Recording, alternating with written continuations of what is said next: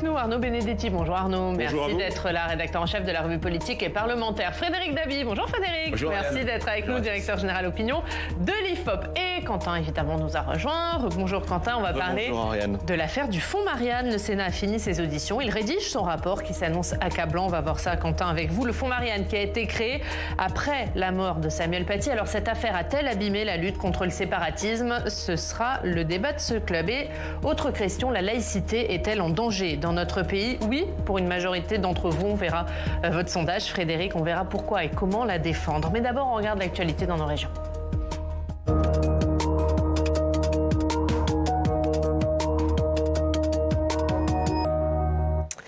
Et l'actualité dans nos régions avec nos partenaires de la presse régionale. On va à Avignon retrouver Anaïs Vaugon. Bonjour, merci beaucoup d'être avec nous Anaïs. Vous êtes journaliste à Vaucluse Matin et avec vous on va faire la connaissance d'Enzo, 10 ans, et de sa famille. Oui, bonjour. On a recueilli le témoignage poignant d'une famille qui vit dans le Gard, près d'Uzès, avec ce petit Enzo qui est atteint d'un cas unique en France de trisomie 13. Alors c'est vrai qu'on connaît beaucoup la trisomie 21, mais moi la trisomie 13, j'en avais jamais entendu parler. C'est la plus rare des trisomies viables, une anomalie donc chromosomique qui est caractérisée par des malformations multiples. Il a un 6e doigt aux mains, aux pieds, des reins plus gros que le normal et d'autres malformations. Et c'est surtout que cette trisomie 13 laisse peu d'espoir de survie après son diagnostic.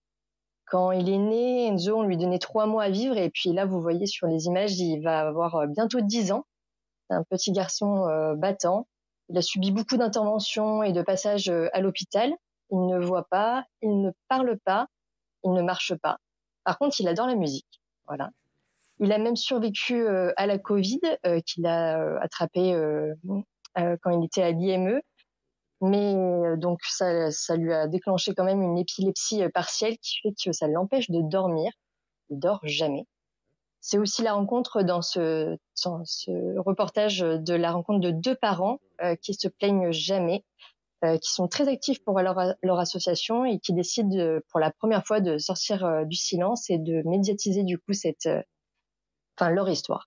Et oui, parce qu'Anaïs, à travers le récit, on comprend aussi le parcours du combattant de cette famille. Hein. C'est ça, c'est une vie qu'on peut imaginer. Ils se battent au quotidien, ça coûte très cher. Et en fait, ils dénoncent aussi, ces 2 parents, l'absence de prise en charge. Ils dénoncent l'administration.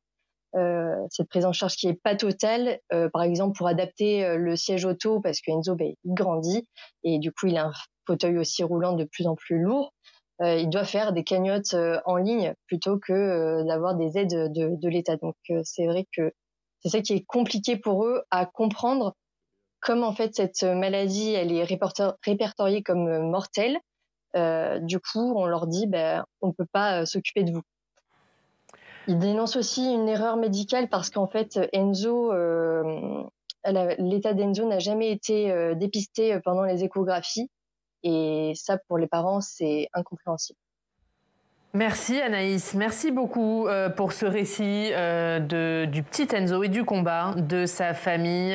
Merci d'avoir été avec nous. On regarde la une de Vaucluse Matin. C'est un autre sujet, la une de Vaucluse Matin. C'est le directeur du Festival d'Avignon. Le Festival d'Avignon qui va débuter dans une dizaine de jours. Ce sera le 5 juillet. Thiago Rodriguez sur la scène de l'info. C'est à la une de votre journal. Merci beaucoup Anaïs d'avoir été avec nous. On va passer au débat de ce club. On va parler laïcité, séparatisme. On va commencer en parlant du fonds Marianne, Quentin. Parce que le fonds Marianne, on parle beaucoup de l'affaire de Marlène Schiappa, mais le fonds Marianne, il a été créé après la mort de Samuel Paty pour lutter contre le séparatisme. Les sénateurs qui enquêtent sur son attribution, sur sa finalité, ils ont fini leurs auditions. Le rapport s'annonce accablant en matière de lutte contre la radicalisation en ligne. Voilà, un rapport qui est en cours d'écriture. Les sénateurs qui sont en ce moment en train de rédiger ce rapport qui sera rendu au début du mois de juillet. Et effectivement, c'est la question qui se pose. Et si c'était le combat en faveur de la laïcité qui était le grand perdant de l'affaire du fonds Marianne. Le fonds Marianne, on nous rappelle, ce sont 2,5 millions d'euros alloués à 17 associations. Il avait été lancé en grande pompe, on peut le dire, par Marlène Schiappa au printemps 2021. Or, on réalise qu'il aura fallu 2 ans et 2 enquêtes journalistiques de nos confrères du journal Marianne et de France 2 pour qu'on se pose la question du bilan de ce fonds Marianne. Et Quentin, c'est l'un des grands reproches adressés à Marlène Schiappa. Elle n'a pas suivi l'évolution du projet. Voilà, la première intéressée elle-même n'évoque pas le suivi du fonds Marianne quand elle est interrogée en commission d'enquête par les sénateurs. Écoutez un extrait de son propos d'introduction lors de son audition sous serment devant la commission d'enquête. C'était donc mercredi dernier. Écoutez. Vous avez le ministre qui impulse des politiques publiques, qui représente également ces politiques publiques, qui en est comptable devant, bien sûr, le Parlement, mais aussi devant les citoyens, soit de manière directe, soit de manière indirecte par l'intermédiaire des médias. C'est le rôle du ministre, le rôle de l'administration, c'est la mise en œuvre de ces politiques publiques impulsées par le ministre. La mise en œuvre et le suivi. Et le ministre, en cela, s'appuie sur la confiance qu'il a dans les collaborateurs, ceux qu'il a choisis ou ceux qu'il a trouvés en arrivant. Voilà, vous venez de l'entendre, hein, Marlène Schiappa, qui renvoie vers l'administration pour ce qui est du suivi, comme si une fois l'annonce passée, elle n'avait pas la mission de s'assurer de l'efficacité de sa politique. Et quand on voit le maigre bilan de l'association de Mohamed Sifawi, la principale bénéficiaire du fonds Marianne, avec 355 000 €, on parle de 1763 abonnés sur les réseaux sociaux, 500 publications sur TikTok, Instagram et Twitter, avec des vidéos en plus qui sont très peu consultées. Regardez les compteurs de la page YouTube de iLike ou iLike, le projet de Mohamed Sifawi, ce sont quelques centaines de vues à chaque fois. Et cette absence de portage politique, c'est l'un des reproches qui est déjà adressé par les sénateurs. Voilà, écoutez le président de la commission d'enquête socialiste, Claude Raynal, à notre micro jeudi dernier. Je pointerai plus généralement la question de la responsabilité de l'État quand on lance ce type de projet. Au-delà de la personne même de Madame Schiappa, ça donne l'impression que l'État réagit à un événement, qu'il affirme des politiques, et puis que très rapidement, tout ça est oublié, ou en tout cas est laissé après, derrière, dans des formules qui ne sont que des formules de gestion, et sur lesquelles il n'y a plus de portage politique. Et ça, sur un sujet de cette nature, c'est catastrophique. La même chose pour le rapporteur LR, Jean-François Husson, de cette commission d'enquête. Les dysfonctionnements du fonds Marianne sont d'autant plus navrants qu'ils se font dans le contexte, Oriane, vous le disiez tout à l'heure, d'une réponse à l'attentat, à l'assassinat de Samuel Paty. Écoutez. Sa mémoire, à Samuel Paty, ne mérite pas d'être salie. Je pense qu'on a une exigence et un devoir d'éthique au regard de ces événements et de ces valeurs auxquelles on dit être attaché. Évidemment, liberté, égalité, fraternité, mais aussi effectivement laïcité et le combat contre le séparatisme. Il ne faut pas transiger avec cette exigence. Et je crois malheureusement, les dernières auditions nous ont montré qu'il y avait finalement ce lien, cette exigence, on en est, me semble-t-il, très éloigné. Voilà, et on l'entend, les sénateurs qui pointent là une défaillance d'État, Oriane, au-delà même du cas Marlène Schiappa. Mais dernière information problématique, au remaniement de juillet 2022, lorsque Sonia Backès succède à Marlène Schiappa, elle ne reçoit aucune information sur le fonds Marianne. Le dossier ministre qui est bien donné au successeur et dont elle hérite, sur les détails des politiques publiques de son ministère, il ne contient aucune note à ce moment-là sur le fonds Marianne. Merci Quentin. Arnaud, est-ce que cette affaire du fonds Marianne abîme la lutte contre le séparatisme et salit la mémoire de Samuel Paty? Je ne sais pas si ça contraint ou si ça abîme la lutte contre le séparatisme islamiste. Ce qui est sûr, c'est que ça renvoie une image du fonctionnement de l'État qui est pour le moins catastrophique.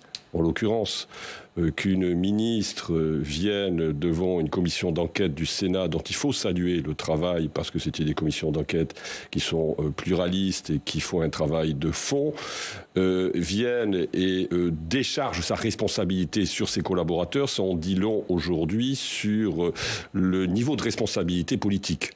Donc ça, c'est un vrai sujet et un vrai problème. Moi, je crois que dans toute autre démocratie qui fonctionne normalement, Madame Schiappa ne serait plus au gouvernement.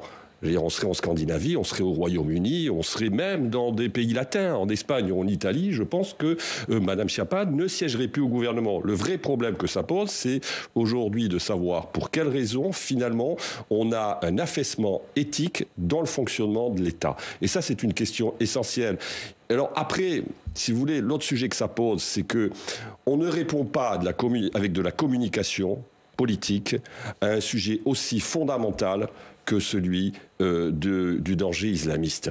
Qu'est-ce qui s'est passé en fait ? On voit bien que face à un événement qui est un événement tragique, qui a sidéré la nation et qui a sidéré l'opinion publique, la première réaction de la secrétaire d'État ou de la ministre à l'époque a été finalement d'essayer de nous offrir un produit de communication qui était un produit de communication qui lui permettait de montrer qu'elle avait pris conscience de la dangerosité que faisait peser sur la société française l'islam radical. Mais face à un problème qui est un problème presque d'ordre de civilisation, on sait très bien que ce n'est pas le fonds Marianne qui va permettre d'absorber cette difficulté. Oui, je partage complètement ce qu'Arnaud vient de dire. C'est vrai que dans les enquêtes qualitatives, où chaque semaine l'IFOP demande qu'est-ce qui a marqué dans l'actualité, sincèrement, Oriane, l'affaire du fonds Marianne a été faiblement mémorisée, faiblement restituée. C'est pas extrêmement simple. Ça n'empêche pas qu'il y a ce traumatisme lié à l'affaire Samuel Paty. Moi, je suis frappé de voir que, bien sûr, une affaire chasse l'autre. Les médias en parlent chaque année le 16 octobre. Vous en avez parlé, ce qui est très bien, mais c'est un trauma permanent chez les Français, chez les enseignants. Surtout, j'étais la semaine dernière au congrès du CNAL, le Comité national d'action laïque, à Montpellier, avec le maire Michael Delafosse, où on voit des enseignants qui en parlent encore, qui voient ça comme une sorte de rupture anthropologique et quelque chose qui est un impensé. Et ça, vous le mesurez encore chez les enseignants, mais chez l'ensemble des Français. C'est un événement hors norme. Maintenant, je ne vais pas répéter ce qu'a dit Arnaud, ce que vous avez dit. On voit des dysfonctionnements qui ne peuvent qu'agacer, qui ne sont en décalage avec ce qu'attendent les Français du politique. Qu'est-ce qu'ils attendent du politique ? De l'incarnation, et pas seulement de mettre un fonds Marianne sur une personne qui va le mener.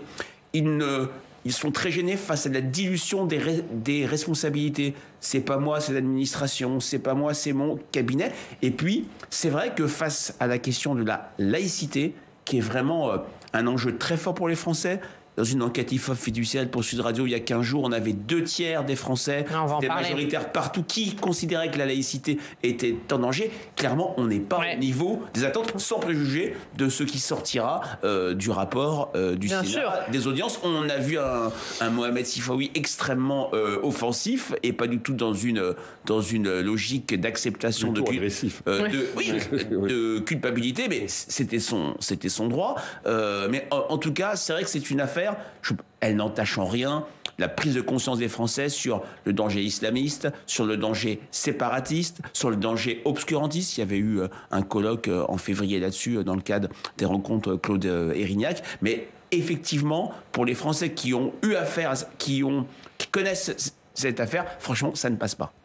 Non, je partage ce que dit Frédéric. Je ne suis pas du tout sûr, et même je ne crois pas du tout, que ça entache d'une quelconque manière la prise de conscience des Français face à ce danger. Le problème est ailleurs, alors que...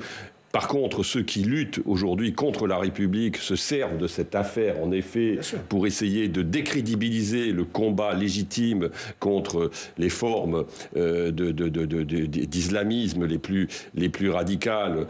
Ça me paraît une évidence. Mais dans le fond, quand même, l'opinion publique, on en parlera peut-être tout à l'heure, me semble plutôt tenir.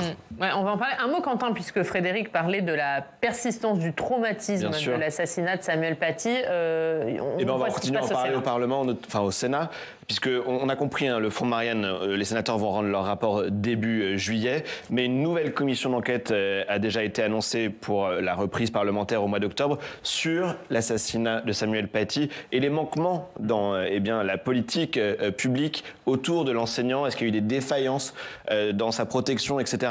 C'est la sœur du professeur d'histoire-géographie qui a écrit au président du Sénat et au président de la commission des lois du Sénat pour leur demander de s'emparer de ce sujet et de lancer cette commission d'enquête. Et le Sénat a accepté, et donc ce sera la prochaine étape, avec 2 commissions qui seront à la manœuvre, la commission des lois et la commission de la culture et de l'éducation, qui seront à la manœuvre en octobre pour cette commission d'enquête qui s'annonce. Et avec des questions sur le pas de vague qui régnerait au sein de l'éducation nationale. Oui, non, mais il faut rappeler que ce fonds Marianne intervient bien évidemment après l'assassinat de Samuel Paty, mais il faut aussi se souvenir que les derniers jours de Samuel Paty ont été des jours où il y a des questions qui se posent sur la façon dont il a pu être protégé par son administration. Et cette affaire n'a pas été, c'est le moins qu'on puisse dire pour l'instant, purgée. Il y a quand même des interrogations tout à fait légitimes qui se posent. Je rappelle quand même qu'il avait été convoqué. Il avait été convoqué par sa hiérarchie pour s'expliquer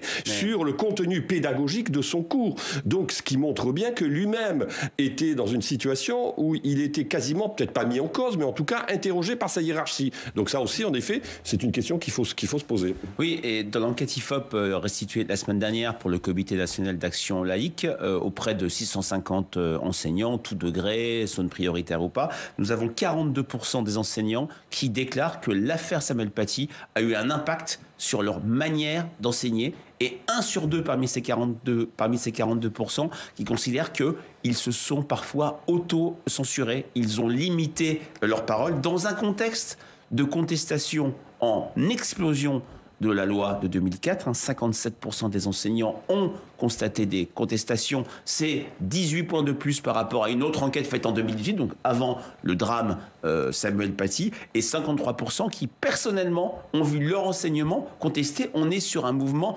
massif de contestation. Et dans ce cadre-là, oui, on ne se sent pas assez soutenu. Le pas de vague, c'est absolument dévastateur. Et l'école comme sanctuaire a peut-être vécu, puisque dans cette même enquête, un enseignant sur 5, 18%, a le sentiment qu'il y a des pressions extérieures presque quotidiennes autour des lycées pour remettre en cause le principe laïque. Ouais, il y a une faiblesse politique au sein de l'éducation nationale, mais au-delà, dans la lutte contre le séparatisme, dans la lutte contre l'islamisme radical. Il y a une faiblesse depuis très longtemps.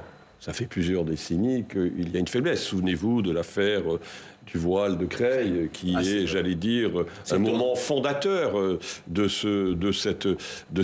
ces tensions, où déjà on avait vu un pouvoir politique qui... d'une certaine manière, c'était Lionel Jospin à l'époque, qui était ministre de l'Éducation nationale, avait plutôt déchargé sur le Conseil d'État la responsabilité de finalement de fixer un certain nombre de principes face à cette affaire. Vous pouvez nous rappeler le voile de Creil? Le voile de Creil, ce sont 2 jeunes filles qui, dans un collège ou dans un lycée à Creil, arrivaient voilées dans l'enceinte de l'école, et le proviseur de l'époque, c'était le chef d'établissement, s'était opposé à ce que ces 2 jeunes filles puissent entrer voilées à l'école, ce qui avait créé une polémique nationale. Donc on est, si vous voulez, dans une tendance qui est longue, qui est lourde, et où on voit quand même que l'État n'a pas été en mesure, pour des tas de raisons, ce serait beaucoup trop long de les expliquer, finalement de fixer une doctrine qui fixe d'une certaine manière une frontière entre ce que nous devons faire et ce que nous ne devons pas faire. Et on retrouve exactement ce problème d'absence de direction, de normes, de dilution des responsabilités, quand dans une enquête publiée ce jour pour Sud Radio, face à la question non pas du voile, mais des camis pour certains jeunes garçons, des abayas pour des jeunes filles, on demande aux Français, mais qui doit donner le là ? On a 78% qui considèrent que le caractère religieux de ces vêtements doit être défini automatiquement et nationalement par l'éducation nationale, par l'État. 22% seulement, et là c'est la doctrine officielle qui est... non, ça c'est une autre question. Ouais, c'est une autre question, oui. On va en fait en parler. C'est une autre question. Que ce doit être les chefs d'établissement au cas par cas. Et les chefs d'établissement se sentent parfois abandonnés sans règles précises et doivent louvoyer avec des cas différents selon les trajectoires, selon les personnalités, alors que les Français souhaitent une règle commune, ce qui est quand même le fondement d'une république, c'est donner des règles communes. Avec dans ce cadre-là, oui, vous le voyez, un rejet très fort, un souhait que l'institution scolaire n'autorise pas les élèves des collèges et lycées publics à porter des vêtements traditionnels comme les abayas ou les camis.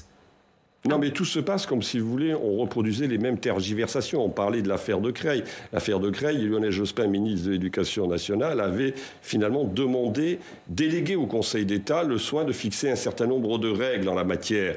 Et de la même manière, quand on écoute le ministre de l'Éducation nationale, lui aussi décharge sa responsabilité sur les chefs d'établissement. C'est quand même, à un moment donné, il faut le rappeler, quand vous êtes ministre, aux politiques, de décider, de fixer les règles. Effectivement, et régulièrement, Papa Ndiaye est interrogé sur ce sujet, notamment lors des questions d'actualité au gouvernement, où les sénateurs peuvent poser des questions à l'exécutif. Et très régulièrement, il dit qu'il ne faut pas faire de consigne nationale parce que ce serait rentrer dans le jeu de quelle couleur de vêtements, quel nombre de centimètres de tissu. Pour lui, c'est aller trop loin et en plus ouvrir la possibilité d'être contesté devant les tribunaux administratifs par les personnes qui refuseraient cette consigne nationale. Et donc, c'est vrai qu'il renvoie systématiquement aux chefs d'établissement qui sont un peu laissés en race campagne pour devoir, comme cela, jauger si c'est un vêtement qui est porté dans le cadre d'une volonté traditionnelle ou confessionnelle. Et c'est vrai que c'est un dilemme compliqué à trancher pour les chefs d'établissement. Et au-delà de l'éducation nationale, on a posé la question à Georges Chérignac, qui est le grand maître du Grand Orient de France, qui était là il y a quelques instants, sur la menace que représente l'islam sur la République. On va écouter sa réponse. Dans notre modèle aujourd'hui républicain, bien sûr que ce modèle est menacé tous les jours. Ce qui apparaît en premier lieu, c'est l'islam politique, qui régulièrement fait une offensive depuis une trentaine d'années, on va dire. C'est apparu en 89 avec l'affaire du voile de Creil. On voit bien. Et qui gagne de plus en plus du terrain pour alors, vous. Ça, je ne sais pas s'il gagne de plus en plus du terrain. Il faudrait. Vous savez, c'est très difficile à apprécier parce qu'il y a l'effet de loupe, il y a les médias, il y a l'instrumentalisation politique de part et d'autre. Arnaud, est-ce qu'on est dans un effet de loupe ou est-ce qu'il y a une menace de l'islam politique aujourd'hui sur la laïcité, sur la République ? La menace, elle est claire. Elle s'exprime de manière, j'allais dire, récurrente, par des gestes de défi qui sont lancés, très souvent par des jeunes et des jeunes filles en l'occurrence, qui, à la fois, pour affirmer leur identité, il y a peut-être aussi une dimension de révolte adolescente qui peut être, je veux dire, intégrée. Mais enfin, globalement, on sait très bien que derrière cela, il y a une mise en cause à la fois de l'autorité de l'État, il y a une mise en cause du principe de la laïcité, et il y a donc des principes qui sont fondateurs de la République, et puis il y a une mise en cause aussi de la conception et du rôle que l'on se fait de la femme dans la société. Et si vous voulez, quand même, ces vêtements sont des vêtements qui expriment d'une certaine manière l'acceptation de la soumission. Quand vous discutez avec des féministes qui ont combattu dans les années 60, 70 pour l'émancipation des femmes, les féministes historiques, les fondatrices du combat féministe, elles sont très explicites et très claires sur, j'allais dire, la perception de ce phénomène. Oui, il y a un vrai danger. Oui, il y a un vrai danger. Je partage complètement ce qui a été dit avec une invisibilisation des corps. Et ce qui est très notable, ce qui me frappe, j'ai travaillé sur ces sujets, c'est la fracture générationnelle. On a montré ce sondage IFOP Fiducial pour Sud Radio qui est restitué ce matin. Alors, on voit seulement 23% de l'ensemble des Français considèrent qu'il faut autoriser ces vêtements dans les écoles. C'est minoritaire dans toutes les catégories. Alors, ça monte à 40% chez les sympathisants. La France Insoumise, on se souvient de la prise de position sur BFM dimanche dernier de Jean-Luc Mélenchon, en rupture totale avec ce qu'il disait par le passé. 40% chez ELV. Mais ce qui est très intéressant, Oriane, c'est que ce 23% devient majoritaire chez les moins de 25 ans. Sur la question laïque, il y a une fracture entre les plus jeunes et le reste de la société. Dans une enquête faite il y a 15 jours, on demande qu'est-ce que c'est que la laïcité aujourd'hui. Les jeunes répondent majoritairement, c'est assurer la liberté de conscience et assurer l'égalité et la visibilité entre les religions. C'est le syndrome McDo, venez comme vous êtes. Alors que les plus de 35 ans, et vraiment on a des écarts très très forts, c'est c'est faire reculer l'influence des religions dans notre société et séparer les religions et la politique. On a sur le même mot, et c'est un problème, comment comprendre, comment débattre quand derrière un même mot, on met un mot quand même chargé d'un vrai symbole dans notre République, on met des acceptions, des sens, des contenus différents. C'est ce clivage générationnel qui est le plus inquiétant, je pense. C'est aussi une crise de la transmission. Ça veut dire que, d'une certaine manière, les principes qui sont les principes fondateurs de la nation et de la République n'ont plus été vraisemblablement transmis aux jeunes. Et puis, il y a un autre sujet, si vous voulez. Qu'est-ce qui apparaît? Les jeunes ont une vision qui est une vision qui se rapproche du modèle américain. Le modèle américain est très différent du nôtre en termes de relations religieuses, tout simplement pour des raisons historiques. La France, finalement, a fondé la laïcité parce qu'elle a vécu des guerres de religion. Donc, elle a considéré qu'il fallait qu'il y ait un espace public qui soit un espace public où l'on puisse vivre ensemble avec une liberté de conscience, certes, mais sans que le religieux intervienne dans, disons, le débat politique, en tout cas directement. Les États-Unis se sont construits. Les États-Unis se sont construits différemment, totalement différemment. C'est-à-dire que pour les États-Unis, ce sont des gens qui ont fui l'Europe parce qu'ils étaient persécutés religieusement et il fallait maintenir la liberté religieuse. Donc, on a, si vous voulez, des histoires qui sont totalement différentes, sauf que l'histoire française, c'est pas l'histoire américaine.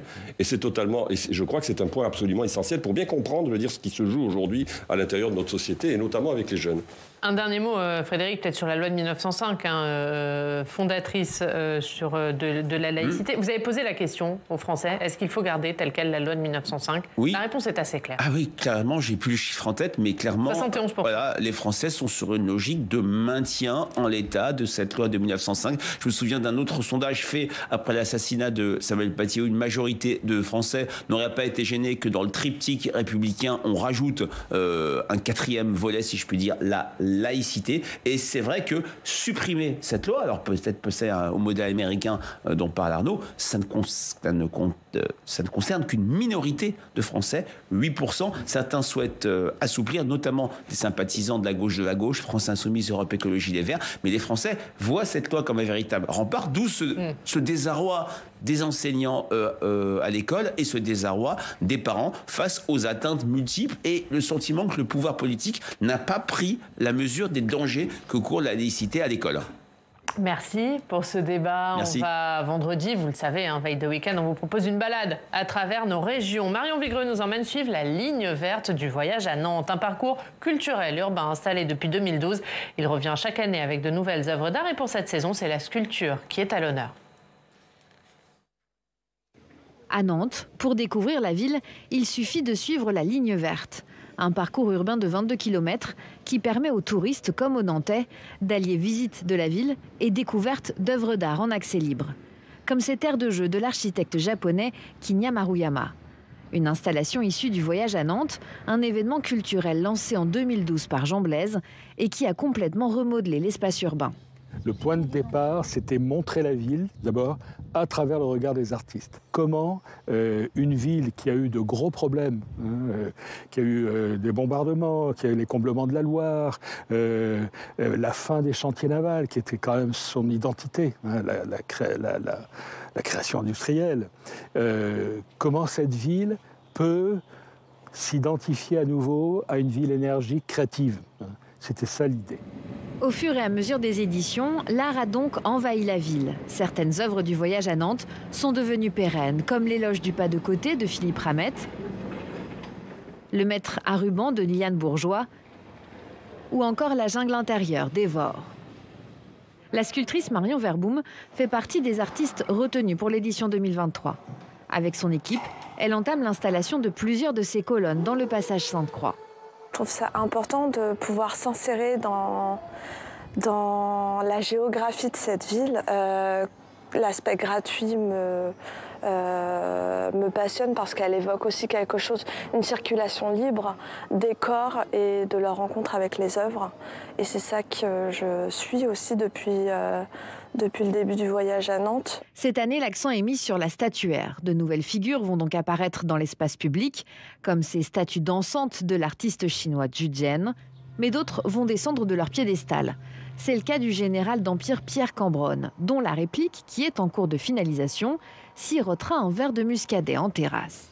C'était l'idée, à travers cette façon humoristique, de détourner les poses de ces statues, c'était de les rapprocher des visiteurs, que les visiteurs puissent aller au plus près de ces statues, les toucher et puissent jouer avec. Et c'était surtout de mettre en lumière toutes les statues qu'on peut avoir dans nos espaces publics, ces statues qui nous regardent au quotidien, devant lesquelles on passe sans trop faire attention.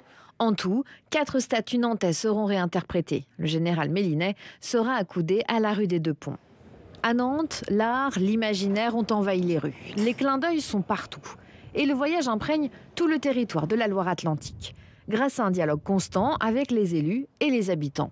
On parle maintenant du voyage permanent. C'est-à-dire qu'on doit pouvoir venir ici en février et faire une balade extraordinaire. La création artistique, elle n'est pas seulement, elle ne se montre pas, elle ne s'expose pas, elle pénètre à l'intérieur de la ville. Et c'est ça la force, je pense, du voyage à Nantes ici.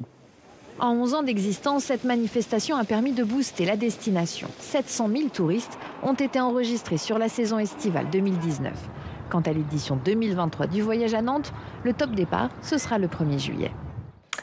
Et voilà pour cette balade à Nantes. La semaine prochaine, on ira en Corse sur les remparts de Bonifacio, Arnaud. Oui, magnifique. Ce sera à suivre, on est impatients. En attendant, on va regarder ce qu'il y a à la une de vos quotidiens régionaux avec Quentin.